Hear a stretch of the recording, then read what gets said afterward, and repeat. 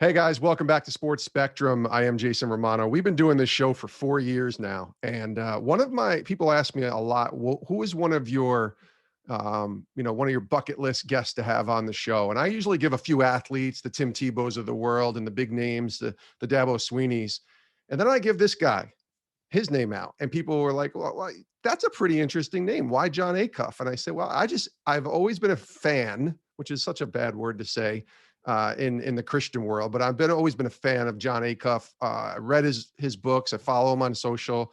I think he's really a fresh voice and a funny voice for me. Keeps me entertained, makes fun of a lot of things, and doesn't take things too seriously. But he's also a really awesome writer and a fun guy to have on. So today we get to do that. We get to have Jon here on the show, and there he is, Jon Acuff. Welcome to Sports Yeah. Spectrum.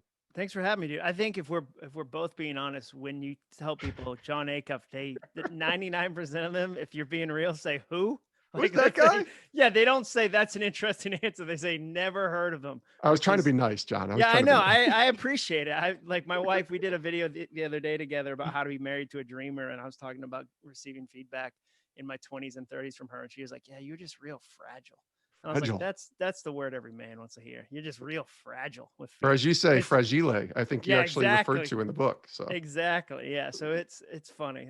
I love that answer. That cracks me up. well, let's start right away with the book and get, let's, you got to do the promotional thing out of the way, but it's not Totally. just Yeah. promotional for me because it's really an awesome read. I spent the weekend reading it, as I mentioned before we started recording, at my in-laws, which by the way is the best time to read, in Yeah. my opinion. Not that I don't love my in-laws, but you need an excuse to get away Yeah. from the Escape into a in-laws. book. Yeah, it's great. It could have been longer. If anything, you're probably like, you know what? A few more extra chapters would have been helpful. A Would have been helpful, Jon. little Game of Thrones length wouldn't have killed me. Few and I more got dragons. Few more dragons in the back half of the book would have stretched that thing out. Yes, and I got to call it work too, which was Yeah, amazing when you're exactly. at the in-laws house. But I love the book. I really did. I underlined a lot. I kind of folded a couple of the pages in the Oh, middle. nice. Fantastic book. Tell us about this. It's called Soundtracks: The Surprising Solution to Overthinking. Why this book? Why this topic?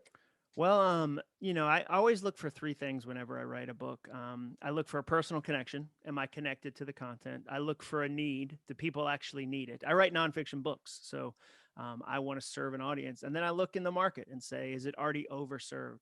So as far as personal connection, I overthink. I tend to be an overthinker, and I learned some things about it when I was younger that really helped change my career. It brought me to Nashville. It helped me, hit the New York Times bestsellers list. Like all these things in my life changed when I kind of changed how I thought. And then the PhD, this guy named Mike Peasley, who I work with on research, we asked 10,000 people if they struggle with overthinking, and 99.5% of people said yes. Wow. And that was before the dumpster fire year we had in 2020. Like 2020 was catnip for overthinking. And then the market, there's a lot of great books about overthinking. They just tend to come from the perspective of stop it, stop it, stop it. And my opinion is, why would I ever turn off this amazing machine? Like, I'm really good at it. What if I just fed it with the right things? Like, could I figure out how to have my thoughts work for me, not against me, versus stop overthinking? I think the advice to an overthinker to stop overthinking it's kind of like when somebody's stressed out and you go, just stop it. It's not a big deal. And you go, oh, I hadn't thought that it wasn't a big deal. I'll write that down on a note card right now. You've cured my anxiety. Thank you. Or like, just Yeah. stop eating that food. Oh, I hadn't thought about that. So that was kind of the genesis of the book. And then I started to really explore the topic and get excited. And we took thousands of people through the research. And so then it became a bigger conversation, which led to the book. It's fascinating to me that you had the research aspect of it, where it wasn't just going to write for 6 months and then the book will be ready and the publisher will kind of do its edits and go through it. No, this was a deep-seated research that you did for 10,000 people to find this out. So I'm guessing this wasn't just something you thought up during a pandemic when you're sitting around Oh quarantine. This was no, it something was you've been almost working on. done. The book was done by April of the pandemic. So it really wasn't a pandemic product, so to speak. Yeah. But no, from the research standpoint, you're like, yeah, I'm not hooking up electrodes to people because they're super expensive. I'm assuming, like, I don't Yeah. even know where you get it. Like, I don't even have a good electrode guy. But what I like to do with my books, the last two books I've done this, where I figure out some ideas that I think are true and helpful. And then I have a really big kind of research conversation with 5,000 people, 3,000 people, 10,000 people, which I'm able to do because I have really generous readers and followers who will go, hey, I'll go through a 30-day challenge on these ideas. And then what that allows me to do, if I'll put the time and the work in, is change the idea based on what helps people, so that when you finally get the book, it's not another memoirish nonfiction book of John's ideas from this office.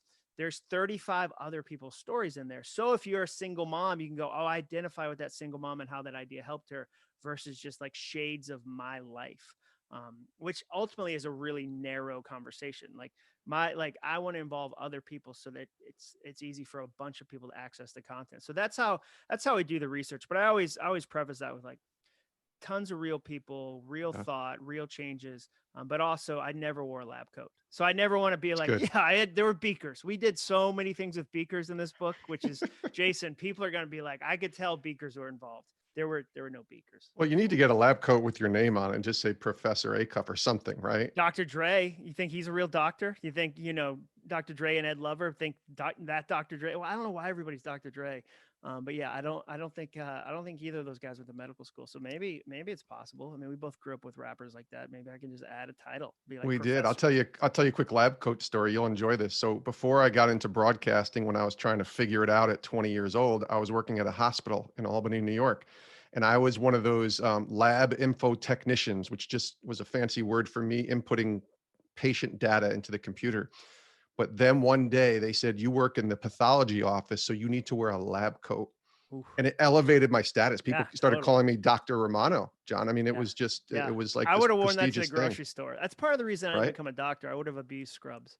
I mean, the other part was the learning part. That seemed real hard. Yeah, that's But pretty I would hard. have been that guy at the gym in scrubs, or like at the grocery store, like the gas station. Be like, oh, what, these? Forgot I had them on. I was saving lives all day. Didn't have time to change. Like I Right. The would have booties been. over the sneakers, all of it. Oh, I would have been the most obnoxious doctor. That is so obvious to me.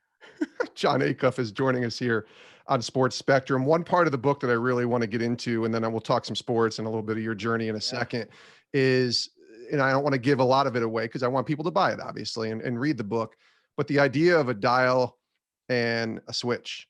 And I just Yeah. thought That that's the was part. game changing to me. That was I mean, for game me changing. too, I underlined it. That's the page that I really folded, and I was like, man, that's it. When you talk about, you can't get rid of it, but Yeah. you can dial it down a little bit. Can you expand on that? Yeah, so I was having coffee with this guy, David Thomas, brilliant guy. He helps run this counseling center here in town called Daystar, which does amazing work with kids. And I was talking to him about negative thoughts and stress, and there's a lot of kind of cousin things, that run together. And so his big thing was, people want it to be a switch. They want to find the one thing. They want to do yoga. They want to do, they want to find the one answer that forever removes Yeah. that thing, and they want to switch. And they find one and it works for a week, maybe even a month, but eventually the stress of life comes back and they feel like they failed. So they go on another stress, like a switch hunt. And he said, it's not a switch, it's a dial. It's about turning it down when it gets loud. And when you learn that, it changes everything, because then the arrival of stress isn't failure that the last switch didn't work. The arrival of stress or a challenge or an obstacle is, okay, now I need to go to my dial and turn things down. And then there becomes self-awareness, where you go, here's the 10 things I know. I wrote 17 down the other day when I woke up, like, okay, here's some things that when I'm healthy, when I'm in a good spot, I'm doing these things regularly. These are dial moments for me. And it's interesting. I did a big challenge with people called the Overcoming Overthinking Challenge, which was the name was too long. We called it the double OC. And this Yeah. woman that took it said, hey, how do I get over imposter syndrome? That was the question she asked. And my response was, you trade the word over for through, because over is a word of perfectionism. It's a word of finality. Through is realistic. You're going to go through imposter syndrome. I've written 7 books, like multiple New York Times bestsellers. I still don't feel like a real writer a lot of days. Like I still Interesting. have imposter syndrome. So if your hope is like, by book 2, it goes away, by book 3, like it's kind of like when you meet a 62-year-old who's still putting in the work on their heart, and you're like, oh, I hoped by 62, I'd be whittling. I wouldn't care about the stresses of this life. And Yeah. so like, I think through is so much, like you go through fear, you deal with it, you work on it. You don't get over it as if it's a single wall you climb. And that for me was the kind of another form of that switch versus a dial mentality. Mm. Again, the book is called Soundtracks: The Surprising Solution to Overthinking. People need to go get it. It comes out April 6, 2021. And there's some bonus things that people can have as part of buying this book right at the Yeah, website. Can you share a little bit of that? yeah, if you go to soundtracksbook.com, the coolest one, I mean, you can get a signed book plate, which is like a fancy phrase for sticker. But the coolest one for me is you get the whole audiobook for free. Like I'm an audiobook guy, like you're an audio guy, like you're Yes. broadcasting, like so I read the entire audiobook. I put a ton of bonus content.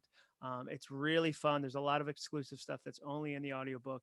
And you get the whole thing for free. I was shocked that the publisher was willing to do that. We're like, yeah, if somebody pre-orders the book, by midnight April 5th, we'll give them the entire audiobook for free. So yeah, that to me, there's other stuff, like there's a bonus chapter, stuff like that. But to me, the chance to get the book plus the audiobook for free that's super fun.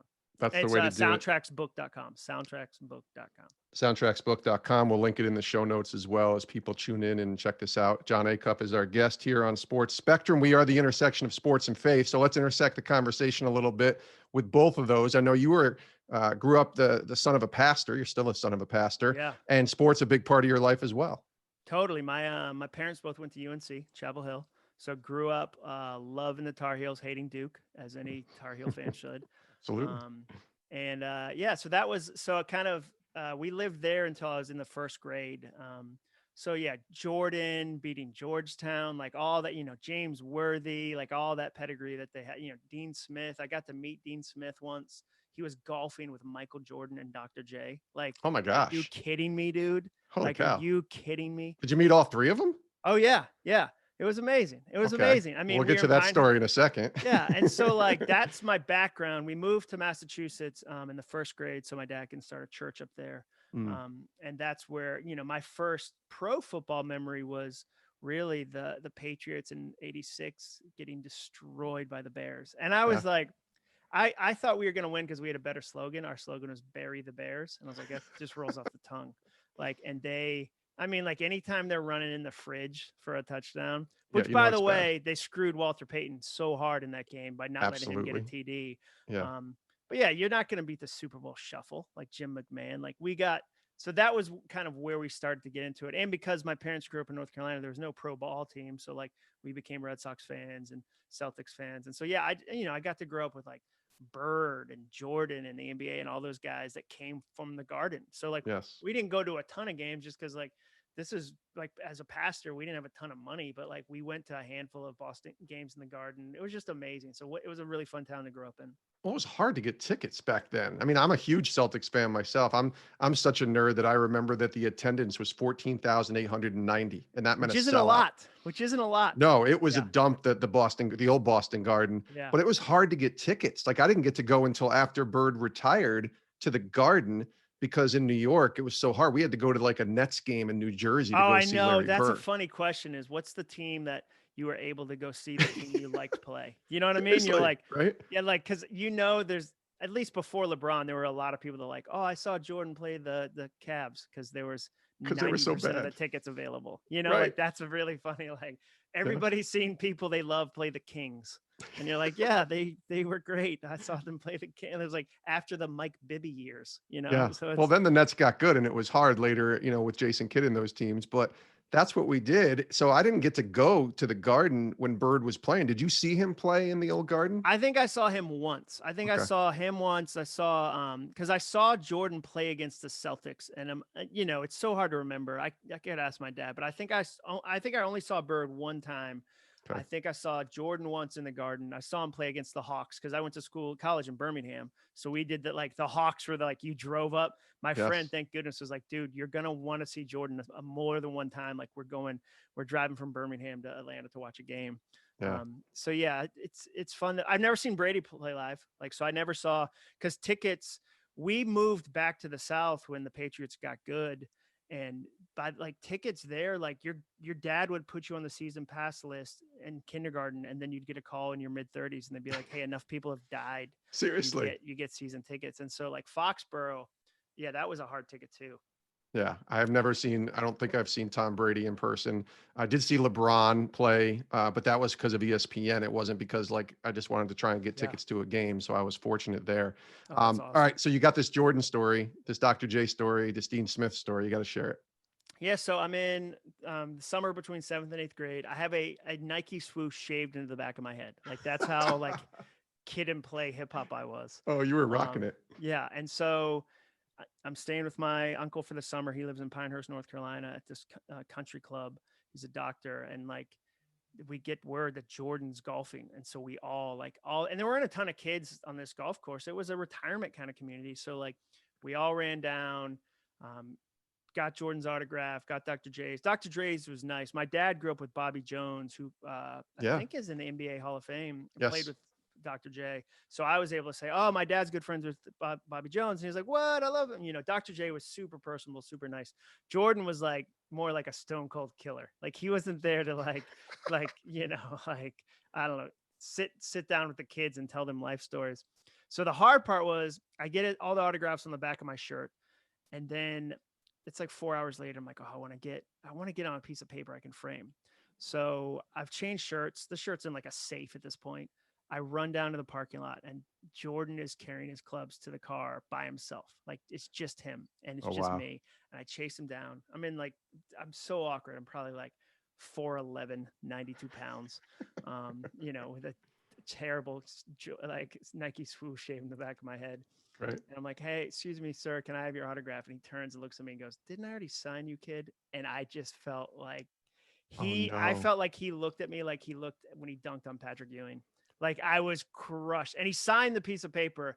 But looking back on it now, like I get that he was bothered, but I also get like eBay didn't exist. I clearly wasn't somebody like selling memorabilia. Right. Like I was a dorky 7th grade kid. Like, and it wasn't causing a stir. Like I wasn't going to like me stopping him wasn't going to have 1,000 people stop him. But yeah, I just felt so crushed. Like, holy, like my hero was like, aren't you greedy? Like, that's what it felt like he was saying. And I was just like, oh, your like parents need to teach you a lesson, kid. Yeah, exactly. My one autograph regret, like 3 years ago, I saw Allen Iverson in the Minneapolis airport.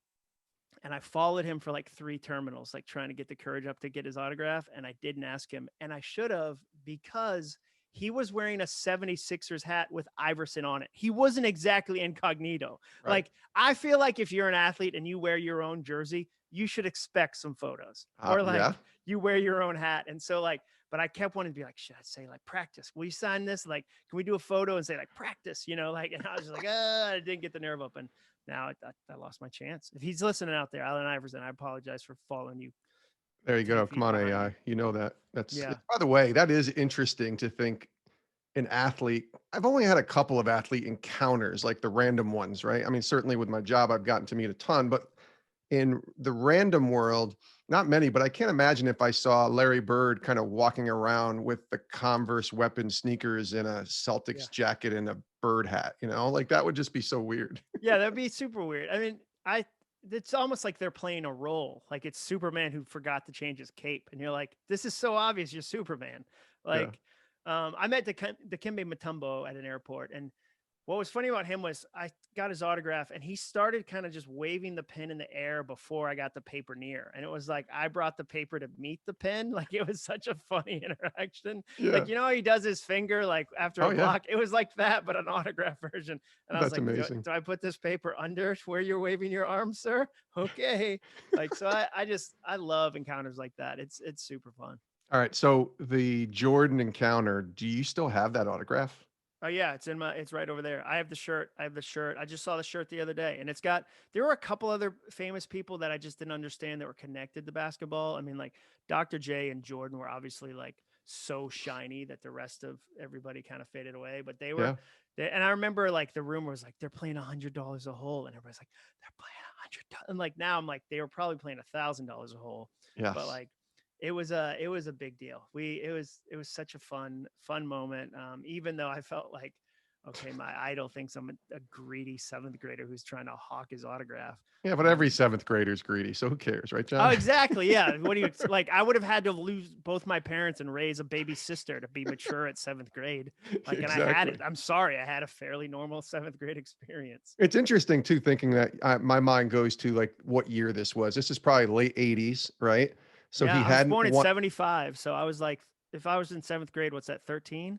So this 12, is 13. Yeah. 87, 88. So he's Jordan, but he's not yet Michael Jordan. So I can't imagine if you had that experience, say 5 years later after he wins. Oh yeah. Forget it. No, like I'm certain, like I just don't. I'm always curious. Like, how do you stay like connected to your heart while you're famous? Like, I don't Right. know how that. Like, I think that's a super challenge. I don't envy anybody who has to kind of navigate that and the world's expectations. So, um, Seriously. Yeah.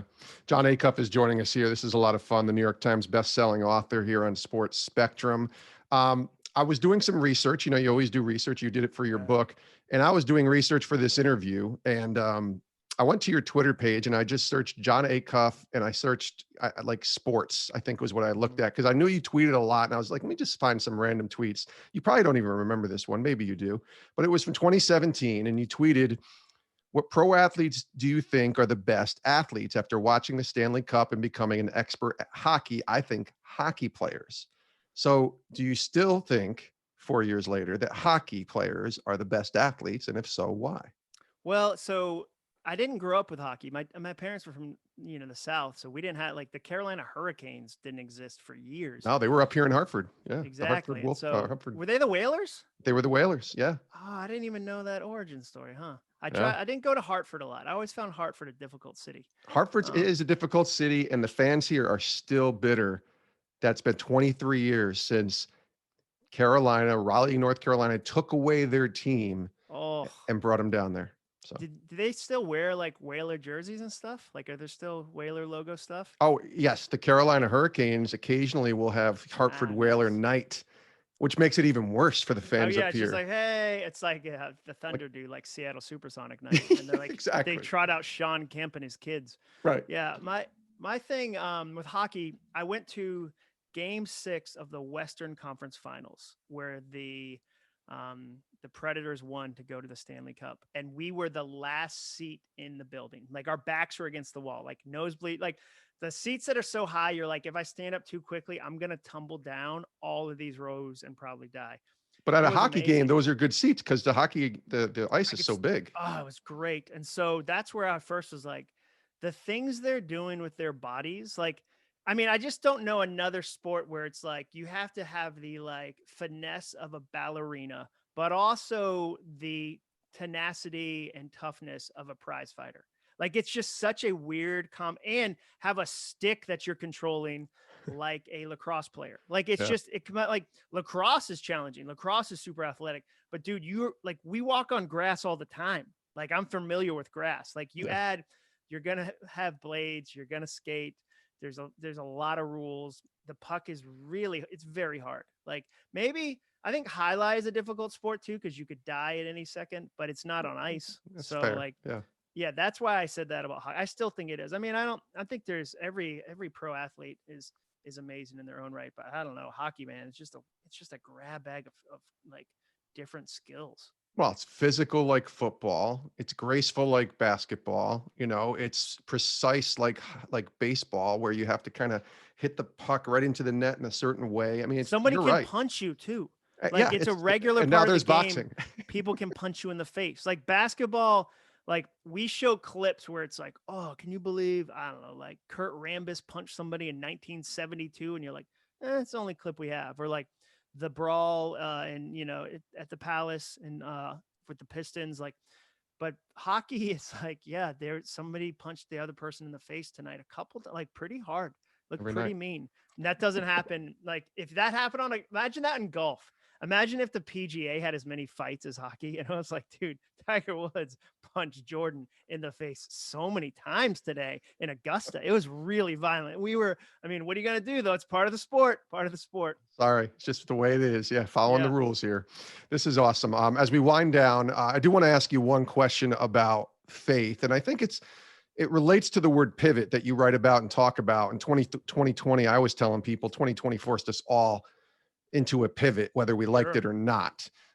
What's the great lesson that the Lord showed you and taught you when you look back at the last 12 months or so in the pivot? I know you started a YouTube channel, you got a podcast now, lots of cool things happening that you pivoted into. But when you think about a lesson that maybe God showed you, what would you say it is? Well, I mean, I just think it was a reminder that like I don't control things.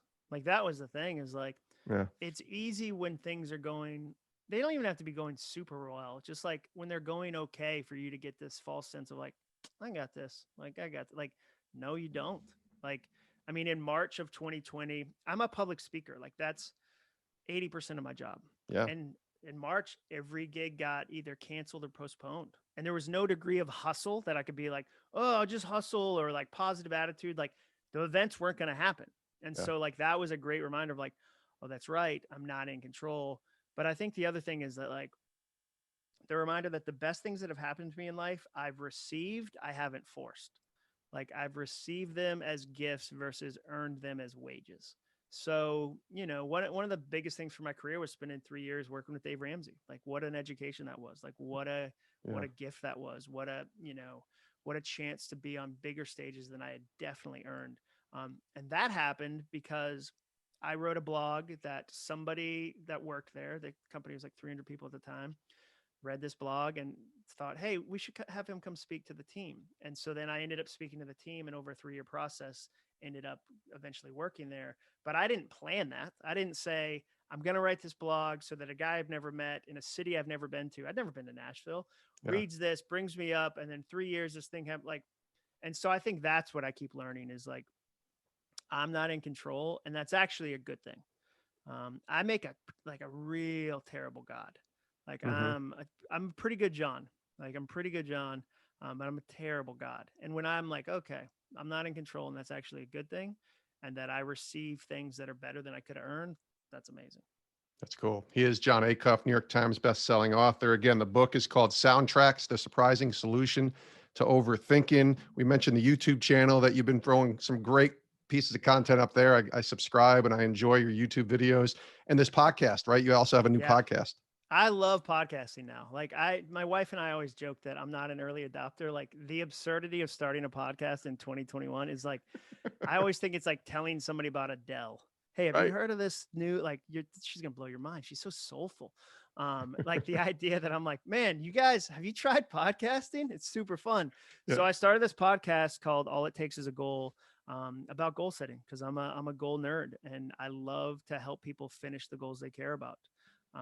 And so, yeah, I have a friend, John Lee Dumas, who we were talking the other day, and he said, anytime I'm on a podcast, I just say, you know, if you felt helped or encouraged by anything I said today, give my podcast a listen. The average person listens to 7 podcasts.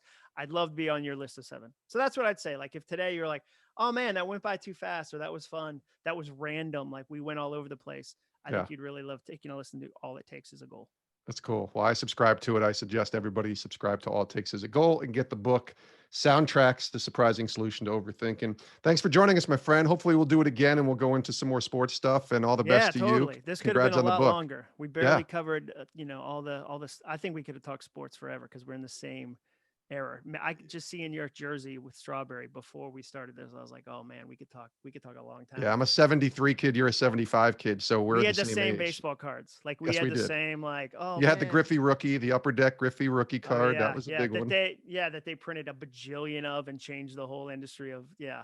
And the Or the Billy what was Ripken card. Billy Remember the, Ripken with the, yeah, of course, with the swear on the bottom of the bat. That was yeah, the best thing, best part of his career. The yeah, rest of the career didn't yeah. go. It's hard to live under Cal Ripken's shadow. Like, Well, at least he got something, because once you're Cal Ripken's brother, there's not a lot you're going to get. no, dude, you're like, what's up? Doesn't Patrick Swayze have a brother? Or like, maybe I'm thinking of Frank Stallone. We were like, Yes. oh, Frank Sylvester Stallone. Stallone. No, Frank Stallone. You're like, oh, yeah, it's hard to be. It's hard to be the brother. I think you just have to be like in something completely different. You have to go be an accountant. Like you Seriously. just have to be, Yeah. or like a veterinarian. And people are like, wait, is your brother Cal Ripken Jr.? And you're like, it is, but your dog has heartworms. And that's what today's issue is about. And I'm trying to, ma'am, I love dogs as much as he loves baseball. If that gives you Oh an my idea. gosh. Would you sign my dog's collar, please, Billy? You know? Yeah. I'll see what I can do for you. You know who doesn't like dogs? Cal Ripken. I don't think he throws his brother under the bus, but it'd be hard. Oh, you were in so many games. I know.